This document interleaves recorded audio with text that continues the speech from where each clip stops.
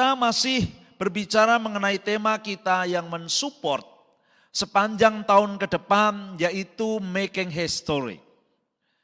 Ayat firman Tuhan yang kita ambil pada sore hari ini adalah dalam kitab Injil Yohanes pasal yang ke-15, ayat yang ke-16. Ayat yang terkenal adalah support firman Tuhan yang kedua setelah 1 Petrus 2 ayat yang ke-9 untuk making history. Kali ini kita akan berbicara chosen to be great.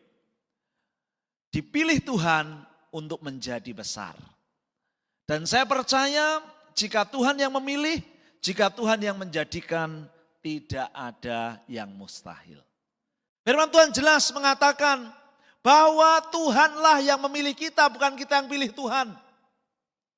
Tuhanlah yang pertama kali mengasihi kita, bukan kita yang pertama kali mengasihi Tuhan.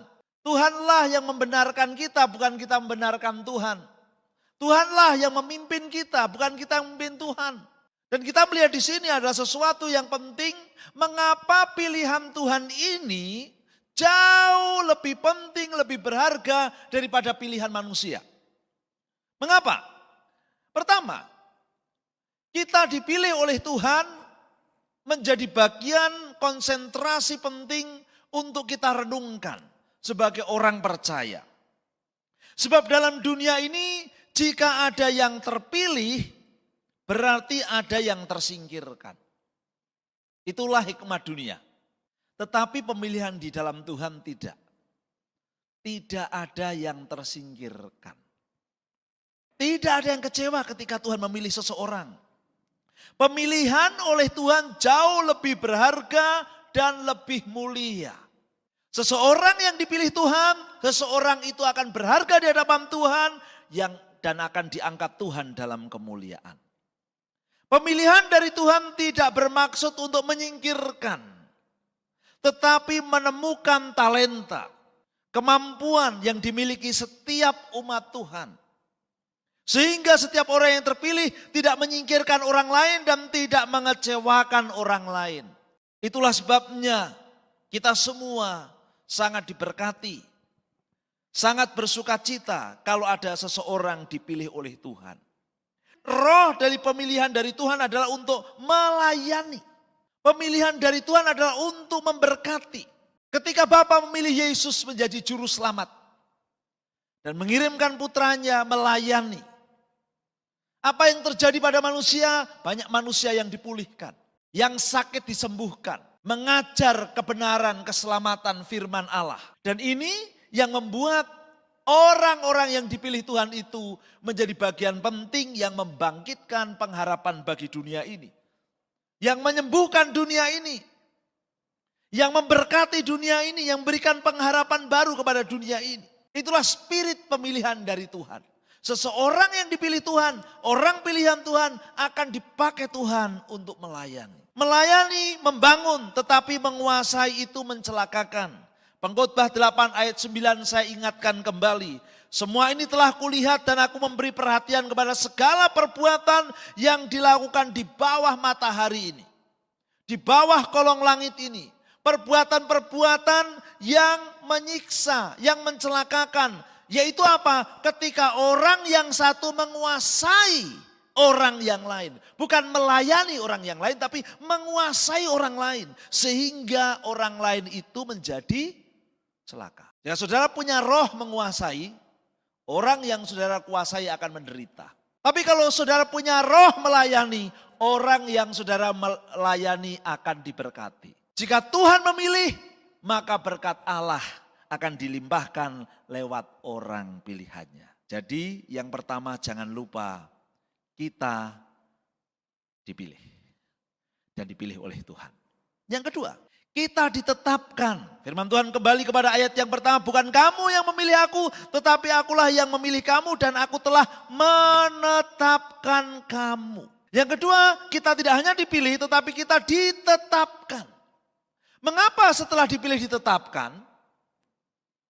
Setelah dipilih adalah ditetapkan atau dimeteraikan. Ketetapan yang telah diambil oleh Tuhan adalah lebih memastikan kita telah menjadi pegawai tetapnya Tuhan.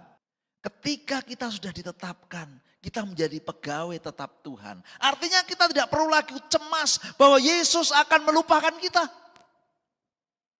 Kita akan diperlengkapi dengan kuasa, dengan kekuatan, dengan pemeliharaan atau berkat yang dari Tuhan untuk memfasilitasi kita sebagai orang-orang yang sudah ditetapkan oleh Tuhan. Yang ketiga, setelah kita ditetapkan, kita juga diutus. Ya, firman Tuhan tadi dikatakan, ayat kita kembali kepada ayat kita, bahwa bukan kamu yang memilih aku, tetapi akulah yang memilih kamu, dan aku telah menetapkan kamu supaya kamu pergi. Ya. Maksudnya supaya kamu pergi itu adalah supaya kita diutus. Setelah dipilih, ditetapkan, kemudian diutus. Seorang utusan dinilai dari keberhasilannya menjalankan tugas dari yang mengutus. Mengapa? Karena orang yang diutus itu sudah diproses. Seorang yang diutus diyakini orang itu mempunyai capability. Ketika kita diutus oleh Tuhan, Tuhan meyakini bahwa kita mampu. Bukan orang yang biasa. Itulah sebabnya kita tidak sekedar hanya dipilih, kemudian ditetapkan, tetapi kita di-upgrade untuk menjadi orang yang mampu diutus. Orang-orang yang dimampukan untuk mewakili kerajaan Allah. Pengutusan adalah bukti sang pengutus percaya kepada yang diutus. Ada kepercayaan yang ditaruh di atas pundak yang diutus. Baik kualitasnya, baik dedikasinya maupun kesetiaannya. Sebab membawa nama sang pengutus, membawa otoritas sang pengutus, membawa kewibawaan sang pengutus. Ini bukan biasa. Tetapi ini sesuatu yang luar biasa. Itulah sebabnya Tuhan mengatakan bahwa aku memilih kamu, aku menetapkan kamu, dan aku mengutus kamu. Sekarang posisi kita sampai di mana sebagai orang percaya? Apakah kita sudah dipilih? Apakah kita sudah ditetapkan? Apakah kita sudah diutus? Ini ada tahap-tahap iman yang berbeda. Yang harus kita lewati, yang harus kita lalui. Tidak mungkin kita diutus sebelum dipilih. Tidak mungkin kita ditetapkan sebelum dipilih. Jadi kita harus melewati ini dan kita melihat di sini ada satu yang penting untuk kita pahami dengan benar. Mengapa Tuhan memilih, menetapkan dan mengutus? Ayat yang bagian yang terakhir dikatakan supaya menghasilkan buah. Ada satu permintaan yang Tuhan nyatakan kepada kita. Sebagai orang-orang yang dipilih Tuhan, yang ditetapkan Tuhan, yang menjadi utusan Tuhan. Untuk menghasilkan buah. Dan Tuhan berkata, aku ingin engkau berbuah.